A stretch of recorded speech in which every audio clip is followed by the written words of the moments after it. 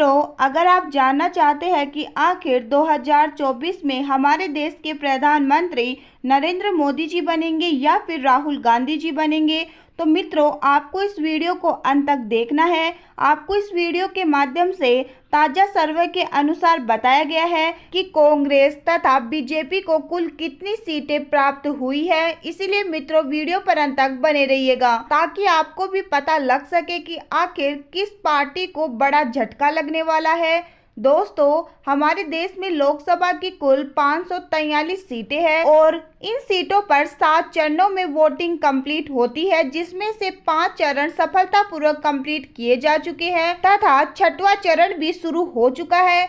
इस बार किसकी बनेगी सरकार और कौन होगा हमारा अगला प्रधानमंत्री? दोस्तों, आपको क्या लगता है कि इस बार प्रधानमंत्री कौन बनेगा? क्या वह नरेंद्र मोदी जी होंगे या फिर राहुल गांधी जी होंगे? हमें कमेंट बॉक्स में जरूर बताइएगा। तथा आपसे एक छोटी सी निवेदन है कि आपने अभी तक हमारे चैनल को सब्सक्राइब नहीं किया है तो जल्दी से सब्सक्राइब कर लीजिएगा। यदि वीडियो पसंद आए तो वीडियो को लाइक भी जरूर कर दीजिएगा। तो चलिए सबसे पहले हम बात करते हैं उत्तर प्रदेश के बारे में। दोस्तों, उत्तर प्रदेश में लोकसभा की कुल 80 सीटें हैं, जिसमें कि इस बार उत्तर प्रदेश में बीजेपी पार्टी के खाते में 42 सीटें आ रही है। वहीं दूसरी ओर इंडिया गठबंधन के खाते में 38 सीटें जाती हुई नजर आ रही है।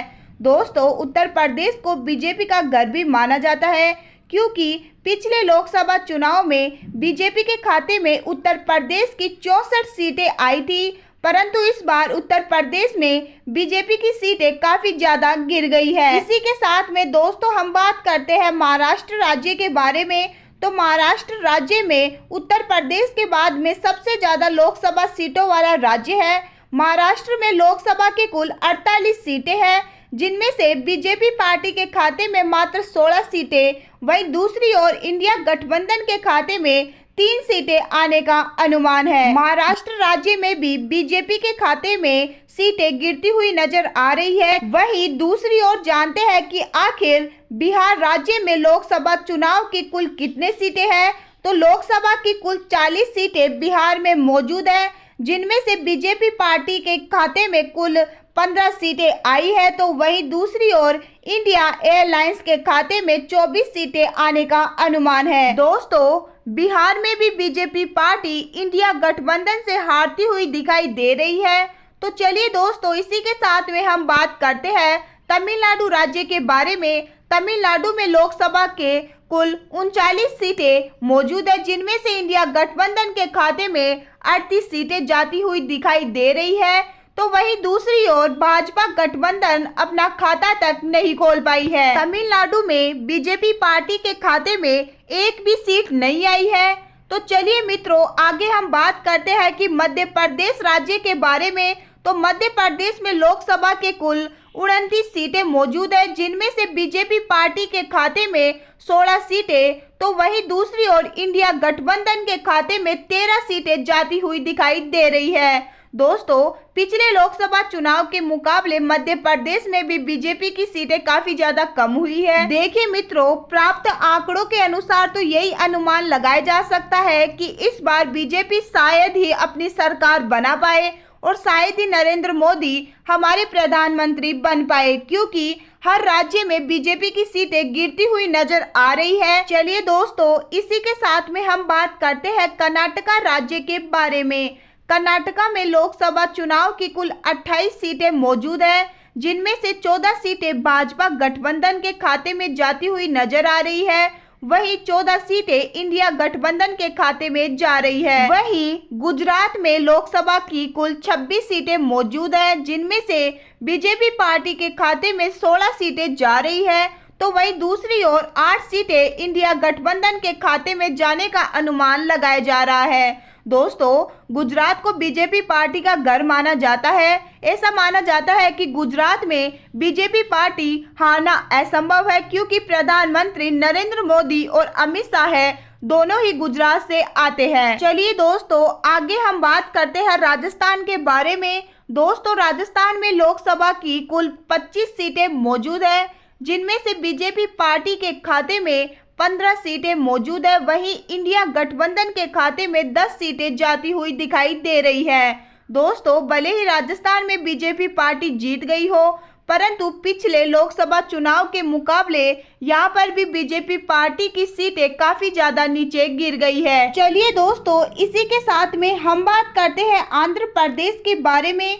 दोस्तों, आंध्र प्रदेश में लोकसभा की कुल 25 सीटें मौजूद है, जिनमें से बीजेपी पार्टी के खाते में 8 और दूसरी इंडियन गठबंधन के खाते में मात्र 2 ही सीटें जाने का अनुमान है। दोस्तों, आंध्र प्रदेश में सबसे ज्यादा सीटें अन्य पार्टी के खाते में जाती हुई दिखाई दे रही है। तो चलिए दोस्तों, इसी के साथ में हम बात करते हैं केरल राज्य के बारे में। मित्रों, केरल में लोकसभा की कुल 20 सीटें मौजूद है, जिनमें से इंडिया गठबंधन के खाते में 20 सीटें जाती हुई नजर आ रही है, तो वहीं दूसरी ओर बीजेपी के खाते में एक भी सीट नहीं आई है। केरल में बीजेपी पार्टी का खाता भी नहीं खुला है। इसी के साथ में चलिए मित्रों, हम बात करते हैं उड़ीसा राज्य के बारे में। दोस्तों, उड़ीसा में कुल 21 सीटें मौजूद है, जिनमें से 2 सीटें बीजेपी के खाते में, वहीं दूसरी ओर 8 सीटें इंडिया गठबंधन के खाते में जाती हुई नजर आ रही है तथा उड़ीसा में अन्य पार्टी के खाते में 11 सीटें आने का अनुमान भी लगाया जा रहा है। मित्रों, इसी के साथ में हम बात करते हैं तेलंगाना राज्य के बारे में।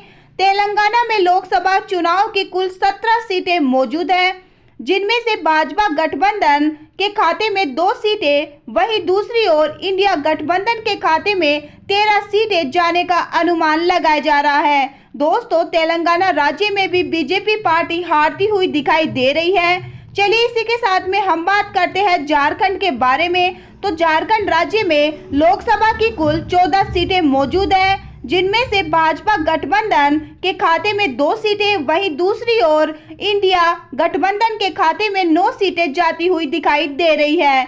दोस्तों, झारखंड में अन्य पार्टी के खाते में 2 सीटें जाने का अनुमान लगाया जा रहा है। चलिए मित्रों, इसी के साथ में आगे बढ़ते हैं और जानते हैं कि आखिर असम राज्य में कुल कितने सीटें बीजेपी व कांग्रेस को दिए गए हैं। तो मित्रों, असम में लोकसभा की कुल 14 सीटें हैं, जिनमें से भाजपा गठबंधन के खाते में 8 सीटें, वहीं दूसरी ओर इंडिया गठबंधन के खाते में 4 सीटें जाती हुई दिखाई दे रही है। चलिए इसी के साथ में हम बात करते हैं पंजाब राज्य के बारे में।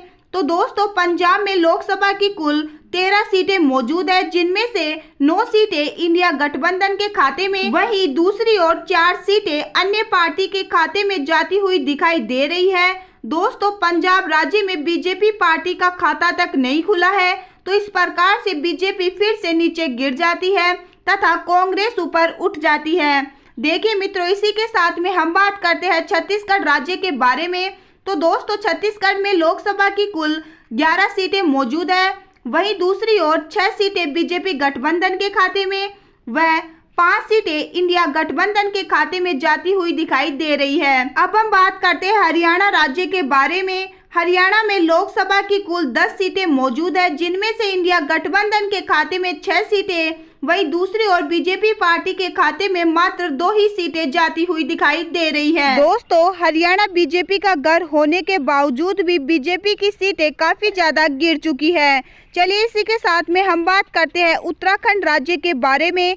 तो उत्तराखंड में लोकसभा की कुल 5 सीटें मौजूद हैं, जिनमें से 4 सीटें भाजपा गठबंधन इंडिया के खाते में तथा दूसरी ओर मात्र 1 ही सीटें इंडिया गठबंधन के खाते में जाती हुई दिखाई दे रही है। तो दोस्तों, इसी के साथ में हम बात करते हैं हिमाचल प्रदेश के ओपिनियन पोल के बारे में। दोस्तों, हिमाचल प्रदेश में लोकसभा की कुल 4 सीटें मौजूद हैं, जिनमें से 2 सीटें बीजेपी गठबंधन की सरकार में जाते हुए नजर आ रही है, वहीं दूसरी ओर 2 सीटें इंडिया गठबंधन के खाते में जा रही है। वहीं दूसरी ओर गोवा राज्य में कुल 2 सीटें मौजूद है, जिनमें से 1 सीटें बीजेपी गठबंधन के खाते में व 1 सीटें इंडिया गठबंधन के खाते में जाती हुई नजर आ रही है। इसी के साथ में हम बात करते हैं मेघालय राज्य में। तो मेघालय में कुल 2 सीटें मौजूद है, जिनमें से 1 सीटें बीजेपी गठबंधन के खाते में वह 1 सीटें इंडिया गठबंधन के खाते में जाती हुई नजर आ रही है। इसी के साथ में अगले राज्य की बात करें तो अरुणाचल प्रदेश में कुल 2 सीटें मौजूद है, जिनमें से 1 सीटें बीजेपी गठबंधन के खाते में तथा 1 ही सीटें इंडिया गठबंधन के खाते में जाती हुई नजर आ रही है। वहीं त्रिपुरा राज्य में कुल 2 सीटें मौजूद है, जिनमें से 2 सीटें बीजेपी गठबंधन के खाते में, वहीं दूसरी ओर इंडिया गठबंधन के खाते में कोई भी सीटें मौजूद नहीं है। इसी के साथ में मणिपुर राज्य में कुल लोकसभा की 2 सीटें मौजूद है, जिनमें से बीजेपी के खाते में 1 भी सीटें नहीं आई है, वह कांग्रेस के खाते में 2 सीटें आती हुई नजर आ रही है। इसी के साथ में मिजोरम में कुल 1 सीटें मौजूद है, जिनमें से 1 सीट अन्य के खाते में जाती हुई नजर आ रही है। इसी के साथ में अगला राज्य सिक्किम की अगर बात करें तो सिक्किम में भी 1 ही सीट मौजूद है, जो कि अन्य के खाते में जाती हुई नजर आ रही है। वहीं दूसरी ओर अगर हम बात करें नागालैंड राज्य के बारे में तो इसमें भी कुल लोकसभा की 1 ही सीटें खाली है, जो कि बीजेपी के खाते में जाती हुई नजर आ रही है। वह दिल्ली की अगर बात करें तो दिल्ली में लोकसभा की कुल 7 सीटें मौजूद है, जिनमें से 4 सीटें बीजेपी गठबंधन के खाते में, वह इंडिया गठबंधन के खाते में 3 सीटें जाती हुई नजर आ रही है। वह जम्मू कश्मीर में कुल 5 सीटें मौजूद है, जिनमें से बीजेपी के खाते में 2 सीटें जाती हुई नजर आ रही है, वह इंडिया गठबंधन के खाते में 3 सीटें जाती हुई नजर आ रही है। तो मित्रों, कुछ इस प्रकार से बीजेपी गठबंधन के खाते में कुल 198 सीटें, वही इंडिया गठबंधन के खाते में 270 सीटें आने का अनुमान लगाया जा रहा है तथा अन्य के खाते में कुल 75 सीटें आ रही है। दोस्तों, अभी तक के आंकड़ों को देखते हुए तो ऐसा ही लग रहा है कि इंडिया गठबंधन बड़ी आसानी से केंद्र में अपनी सरकार बना लेगी और अगले प्रधानमंत्री के रूप में राहुल गांधी जी चुने जाएंगे। दोस्तों, इसके बारे में आपका क्या कहना है, हमें कमेंट बॉक्स में जरूर बता दीजिएगा। तथा आपसे एक छोटी सी निवेदन है कि आपने अभी तक हमारे चैनल को सब्सक्राइब नहीं किया है तो जल्दी से सब्सक्राइब कर लीजिएगा। मैं मिलती हूँ मेरे नेक्स्ट वीडियो में, तब तक बने रहिए अपने परिवार, अपने चैनल एडुकेयर विद ज्योति के साथ में। धन्यवाद।